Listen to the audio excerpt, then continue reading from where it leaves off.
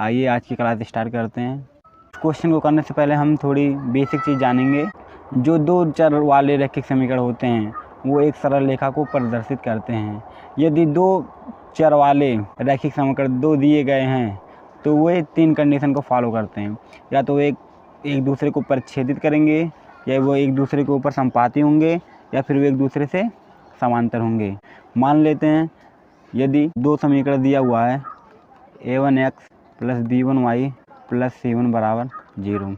इसी प्रकार a2x + b2y + c2 बराबर 0 दिया हुआ है। तो पहला कंडीशन, यदि वे परिच्छेदित करेंगे तो a1/a2 का मान किसके बराबर नहीं होगा? b1/b2 के बराबर नहीं होगा। दूसरा कंडीशन, अगर वे संपाती होंगे तो a1/a2 बराबर b1/b2 बराबर c1/c2। अगर वे संपाती होंगे तो उनके तीनों अनुपात क्या होंगे? बराबर होंगे। तीसरा, समांतर होंगे तो a1/a2 बराबर b1/b2 but not equal to c1/c2। ठीक। अगर अब रेखाएं परिच्छेदित करती हैं तो उसके एक ही हल होगा और वे समीकरण क्या कहलाएंगे? अविरोधी समीकरण युग्म कहलाते हैं। यदि रेखाएं समांतर होती हैं तो उनका कोई भी हल नहीं होगा और वे असंगत समीकरण युग्म कहलाती हैं। यदि रेखाएं संपाती होती हैं तो इस स्थिति में समीकरण के अपरिमित रूप से अनेक हल होते हैं और ऐसे समीकरण को आश्रित या फिर संगत समीकरण युग्म कहते हैं। आइए क्वेश्चन देखते हैं। दिया हुआ है k के किस मान के लिए समीकरण x + 2y बराबर 7 तथा 2x + ky बराबर 14 संपाती होंगे। अब संपाती होने के लिए क्या कंडीशन है? संपाती होने के लिए कंडीशन है a1/a2 बराबर b1/b2 बराबर c1/c2। तो यहाँ से a1 का मान दिया हुआ है 1 और b1 का मान दिया हुआ है 2, c1 का मान दिया हुआ है 7। a2 बराबर 2 और b2 बराबर k, c2 बराबर 14। अब हम क्या करते हैं? a1/a2 बराबर b1/b2 बराबर c1/c2 करते हैं। ठीक। यहाँ से 1/2 बराबर 2/k बराबर 7/14। अब हम क्या करेंगे? इन दोनों को ले लेंगे। यहाँ से k का मान कितना आ जाएगा? k बराबर 4। विकल्प नंबर सी सही होगा। ठीक। आगे चलते हैं। बहुपद 4x² - 4x + 1 के मूलों का गुणनफल होगा।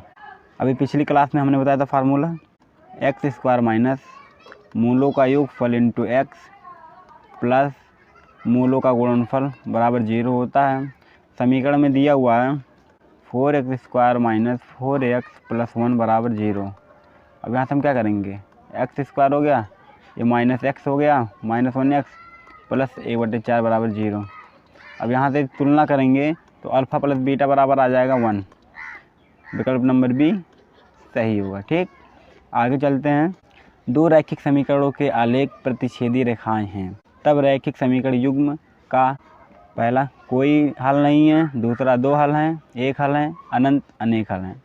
अब हमने बताया था कि अगर रेखाएं परिच्छेदित करती हैं तो a1/a2 = नॉट b1/b2 और यदि रेखाएं परिच्छेद करती हैं तो उसका केवल एक ही हल होगा।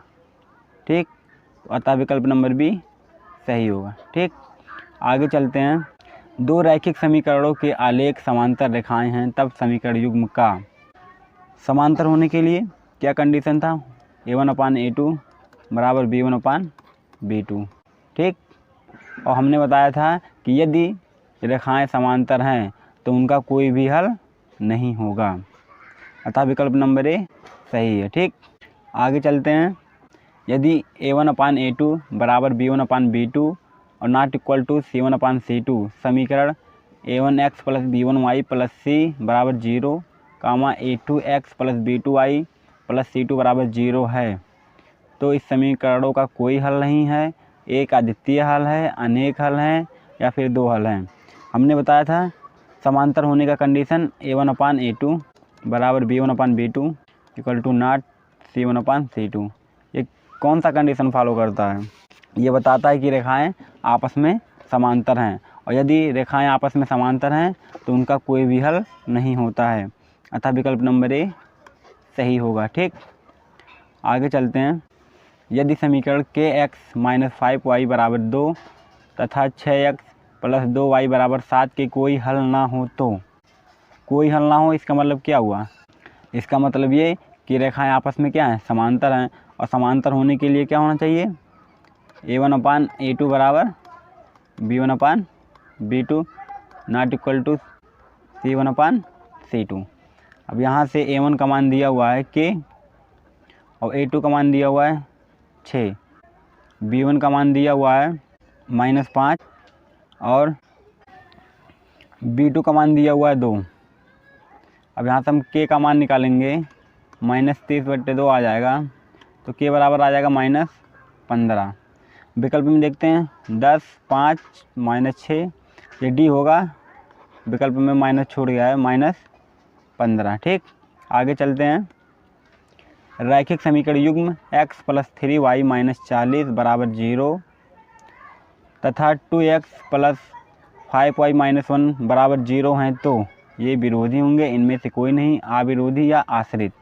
समीकरण दिया हुआ है x प्लस 3y माइनस 40 बराबर 0, 2x प्लस 5y माइनस 1 बराबर 0। यहाँ से a1/a2 1/2 आ जाएगा, a1/a2 आ गया 1/2 और b1/b2 3/5, c1/c2 का मान 40/1। क्योंकि a1/a2 equal to not b1/b2 not equal to c1/c2, अतः रेखाएं प्रतिच्छेद करती हैं। अगर रेखाएं प्रतिच्छेद करती हैं तो वो अविरोधी समीकरण कहलाती हैं, अतः विकल्प नंबर ए सही होगा। ठीक, आगे चलते हैं। दो चर में दो एक घातीय समीकरण के ग्राफ यदि परिच्छेद रेखाएं हों तो हल की संख्या क्या है? अभी मैंने बताया था यदि दो रेखाएं आपस में परिच्छेद करती हैं तो उनका केवल और केवल एक ही हल होता है, अतः विकल्प नंबर ए सही होगा। आगे चलते हैं। एक रैखिक समीकरण युग्म जिसका कोई हल नहीं होता क्या कहलाता है? ऐसा समीकरण जिसका कोई हल नहीं होता वो समांतर होते हैं, वे आपस में समांतर होते हैं, और आपस में समांतर होते हैं तो उनका कोई भी हल नहीं होता है, तो वे आपस में संगत समीकरण कहलाते हैं या फिर आश्रित समीकरण कहलाते हैं। तो विकल्प नंबर ए विरोधी दिया हुआ है, सी दोनों दिया हुआ है, बी अविरोधी, इनमें से कोई नहीं। क्योंकि जो रेखाएं आपस में समांतर होती हैं उनके समीकरण आपस में संगत समीकरण युग्म कहलाते हैं। कौन सा? संगत समीकरण युग्म कहलाते हैं। आगे चलते हैं। 2 अंकों वाली संख्या के सूत्र लिखिए यदि इकाई का अंक 5 और दिहाई का अंक y हो। इससे पहले हम आपको एक चीज़ समझाते हैं। जैसे अगर 55 लिखा है तो 55 को हम क्या लिख सकते हैं? 50 प्लस 5। अब 50 को क्या लिख सकते हैं? 5 × 10 प्लस 5। इसका मतलब दहाई की संख्या इंटू 10 प्लस इकाई की संख्या। इसी प्रकार बोला है क्वेश्चन में 2 अंकों वाली संख्या है जिसका इकाई अंक 5 है और दहाई अंक y है, तो संख्या जो बनेगी वो बनेगी y5। तो बराबर क्या हो जाएगा? दहाई की संख्या y × 10 प्लस 5, तो 10y प्लस 5। कोई विकल्प मिल रहा है? नहीं मिल रहा है, अतः विकल्प नंबर डी सही हो जाएगा, इनमें से कोई नहीं। आगे चलते हैं। रैखिक समीकरण युग्म x प्लस 3y माइनस 40 तथा 2xy माइनस 1 बराबर 0। यहाँ से अगर निकालेंगे a1/a2 बराबर आएगा 1/2 और c1/c2 अगर निकालेंगे तो 40/1 और b1/b2 अगर निकालते हैं तो 3/5। हम देख रहे हैं कि a1/a2 not equal to b1/b2, अतः रेखाएं आपस में प्रतिच्छेदित करती हैं। यदि रेखाएं आपस में प्रतिच्छेद करती हैं तो वे अविरोधी समीकरण कहलाती हैं। विकल्प नंबर ए सही होगा। ठीक, आगे चलते हैं। यदि किसी AP का सामान्य पद 3n + 5 हो तो इसका सर्वांतर क्या होगा। इससे पहले हम जानेंगे कि AP क्या होता है। कोई भी ऐसा सीरीज जिसके दो क्रमागत पदों का अंतर समान होता है वो समांतर श्रेणी कहलाती है। जैसे 4, 6, 8, 10, 12 ऐसे जा रहा है, तो हम देख रहे हैं कि इन दोनों का अंतर कितना है 2। इस पर आगे इन दोनों का अंतर कितना है 2। इसी प्रकार इन दोनों का अंतर कितना है 2। अगर सभी पदों का दो क्रमागत पदों का अंतर समान आ रहा है तो हम कहेंगे कि इसके समांतर श्रेणी में है। अब इसमें दो फार्मूले होते हैं, उसे याद रखना बहुत ज़रूरी होता है। जैसे होता है n वां पद, बोल देगा n वां पद निकालने के लिए, तो हम Tn वां पद बराबर a + n - 1 × d ये फार्मूला लगा के कोई भी पद निकाल सकते हैं यदि हमें a और n और d का मान पता है तो। a क्या है, a है प्रथम संख्या। जैसे कोई भी ये श्रेणी दिया हुआ है तो प्रथम पद क्या है 4, तो ये a का मान है। ठीक, और जो अंतर आ रहा है दो क्रमागत संख्याओं का ये d का मान है, इसको बोलते हैं सर्वांतर। ठीक, इसी प्रकार n पदों का योगफल बोल दे तो Sn बराबर निकालते हैं n/2 × 2a + n - 1 × d। सामान्य पद है 3n + 5। अगर हम n का मान 1 रखते हैं तो पहला पद निकल जाएगा, अगर n का मान 2 रखेंगे तो दूसरा पद निकलेगा, अगर n का मान 3 रखेंगे तो तीसरा पद निकलेगा। तो हम क्या करते हैं, पहले सीरीज को फाइंड आउट करते हैं। जब n बराबर 1 रखते हैं तो कितना आ जाएगा मान 3 × 1 + 5 यानी 8। और जब n बराबर 2 रखते हैं तो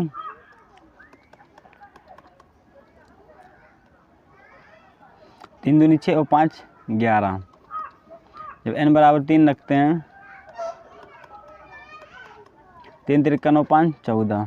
ठीक, अब हम देख रहे हैं श्रेणी बन गई 8, 11, 14 ऐसे जाएगी आगे।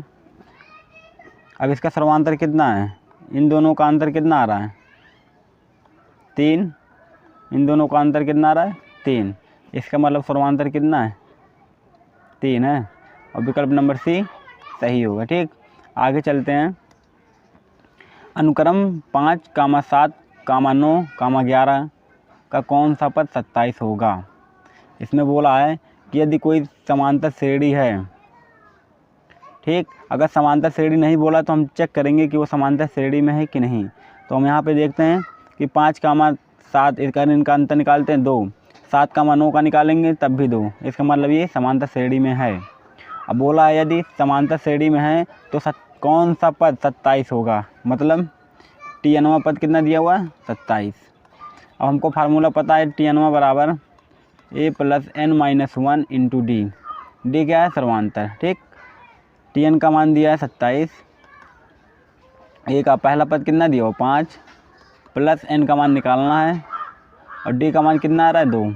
ठीक, तो यहाँ से 27 - 5 बराबर 2n - 2। अब ये जाएगा कितना हो जाएगा 22, और ये -2 इधर आएगा +2 बराबर 2n। n बराबर कितना आ जाएगा 24/2 बराबर 12वां पद क्या होगा 27 होगा, अतः विकल्प नंबर B सही होगा। ठीक, आगे चलते हैं। यदि किसी AP का छठा और 12वां पद क्रमशः 13 और 25 है तो इसका 20वां पद ज्ञात कीजिए। अब हम जानते हैं Tn वां पद बराबर a + n - 1 × d। अब क्वेश्चन में बोला है छठा पद कितना दिया है 13, Tn वां पद जो दिया हुआ है 13 है। ये हो जाएगा a + n का मान दिया हुआ है 6 और 6 में से 1 गया 5, तो ये हो गया 5d, समीकरण नंबर 1। इसी प्रकार अगला देखेंगे 12वां पद कितना दिया हुआ 25, पहला पद यही है। अब n - 1 करेंगे, 12वां पद बोला है तो 12 में से 1 गया तो 11, तो यहाँ पे बच जाएगा 11d, समीकरण नंबर 2। अब समीकरण नंबर 1 और 2 को क्या करेंगे घटा देंगे। 13 में से -25 गया -12, ए से 0 हो जाएगा। और अगर 5 में से -11 गया तो -6D। अब यहाँ से D बराबर आ जाएगा 12/6 बराबर 2। ठीक, अब D का मान आ गया 2। अब D का मान जो है समीकरण नंबर 1 में रखते हैं, तो 13 बराबर A प्लस 5 × 2 यानी 10, यानी 13 बराबर A प्लस 10। अब A बराबर हो जाएगा 3। ठीक, अब आगे पूछा है 20वां पद क्या होगा। अब T1वां पद बराबर होता है A plus n minus 1 × D। ठीक, A का मान अभी निकाला हमने 3 प्लस n का मान 20 माइनस 1 × 2 यानी 3। 20 में से 1 गया 19, 19 से गुणा 2 में करेंगे तो 38। अब 38 और 3 41। विकल्प नंबर ए सही होगा। ठीक, आगे चलते हैं। निम्नलिखित में से कौन समांतर श्रेणी है। समांतर श्रेणी क्या होता है, जिनके दो क्रमागत पदों का अंतर सभी जगह समान होता है, वो समांतर श्रेणी कहलाता है। पहला चेक करते हैं, दिया हुआ है 2, 4, 8, 16। इन दोनों का अंतर निकालते हैं 2, इन दोनों का अंतर निकालते हैं 4। अब ये दोनों अंतर समान तो आ नहीं रहा है, इसीलिए समांतर श्रेणी नहीं होगा। आगे चलते हैं। बी 39, 35, 37, 33। इन दोनों का अंतर 4 है और 35 ये तो -2 हो जाएगा, ये भी नहीं होगा।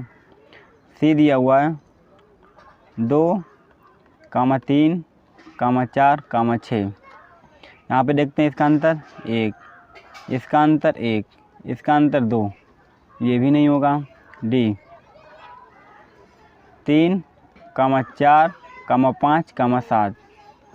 इनका अंतर निकालते हैं 1, 1, 2, तो ये भी नहीं होगा।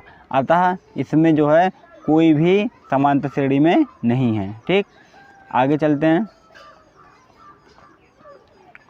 1, 5, 9, 13, 17, 21, 25 समांतर श्रेणी में है, तो पदांतर का मतलब है सर्वांतर। तो दिया हुआ है 1, 5, 9, 13, 17, 21, 25। अब इसका अंतर निकालते हैं 4, इसका अंतर निकालेंगे 4, इसका अंतर निकालते हैं 4। हम 3 से 4 टर्म केवल चेक करेंगे, अगर बराबर आ रहा है तो वो समांतर श्रेणी में है। अतः विकल्प नंबर सी सही होगा। ठीक, आगे चलते हैं। 0 और 90 के बीच विषम संख्याओं का योगफल कितना होगा। अब 0 के और 50 के बीच में कितनी विषम संख्याएं हैं, ये हमें पता नहीं है। तो सबसे पहले हम क्या करेंगे, n का मान निकालेंगे। ठीक, 0 के बाद विषम संख्या कितनी आती है, 1, 1 के बाद 3, उसके बाद 5, और 50 के पहले विषम संख्या आती है 49। ठीक, ये मान लो T1वां पद है। अब यहाँ से हम n का मान निकाल लेंगे। 49 बराबर पहला पद कितना दिया हुआ है 1 प्लस n-1, और सर्वांतर कितना आएगा 2। यहाँ से घटा देंगे 48 आएगा बराबर 2n-2। ये हो जाएगा 2n बराबर 50 और n बराबर कितना आ जाएगा 25। ठीक, यानी कि 0 से 50 के बीच में कितनी विषम संख्याएं हैं 25। अब हम क्या करेंगे, इनका योगफल निकालते हैं। अब हमको पता है फार्मूला, योग बराबर होता है n/2 2a plus n-1 × d। और यहाँ से n का मान दिया हुआ है 25, 25/2 2 × 1 प्लस n का मान दिया हुआ है 25, 25 में से 1 गया 24। ठीक, 24 × 2 हो गया 25/2 × 2 प्लस ये कितना हो जाएगा 48। ये हो जाएगा 25/2 × 50। ये कट गया। अब 25 से गुणा 25 में करेंगे तो 625। अतः विकल्प नंबर सी सही होगा। ठीक, आगे चलते हैं। यदि किसी AP का छठा पद और 12वां पद क्रमशः 13 और 25 है, तो इसका 20वां पद। अभी पिछले क्वेश्चन में किए हैं इसको, तो इसका आंसर आया 43। आगे देखते हैं, बोला निम्नलिखित में से कौन सा समांतर श्रेणी में है। ये भी किया था अभी पीछे, कोई नहीं था समांतर श्रेणी में। किसी एपी की 4 संख्याओं का योग 40 है और उनके पहली और चौथी संख्याओं का गुणनफल 91 है, तो वे संख्याएं हैं। ठीक, अब यहाँ से हम चेक करते हैं। पहला दिया हुआ 7 + 9 + 11 + 13 करते हैं, तो ये कितना हो जाएगा 20, ये 20, ये मतलब 40। ठीक, और बोला है पहली और चौथी संख्याओं का गुणनफल कितना है 91। तो यहाँ पे पहली संख्या कितनी है 7 × 13 मतलब 91। विकल्प नंबर ए सही होगा। ठीक, अगर आपको हमारा वीडियो अच्छा लगा हो तो आप चैनल को सब्सक्राइब करें, वीडियो को लाइक करें। धन्यवाद।